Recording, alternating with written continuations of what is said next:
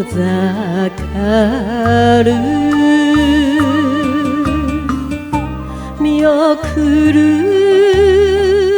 八坂の石畳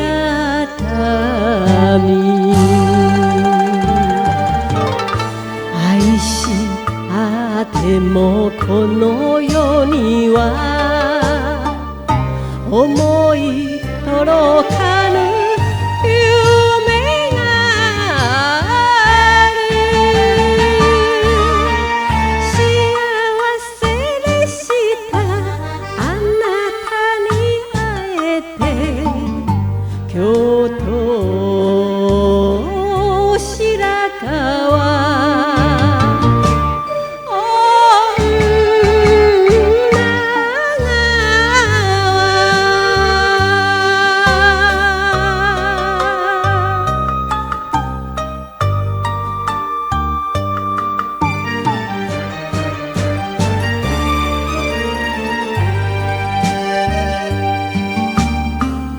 たもとにしま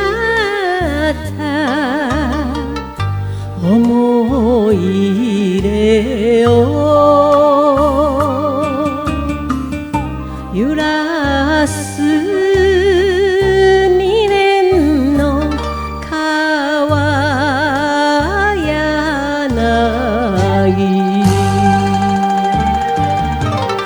きっとあなたが困るから追ってゆけない霞橋幸せでした二年の月日祇園白河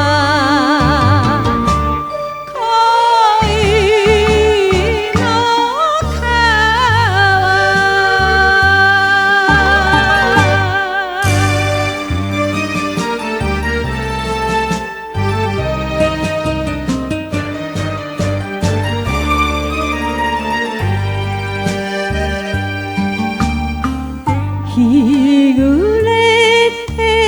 華やぐ街明かり隠してください涙顔声も仕草も何もかも忘れられない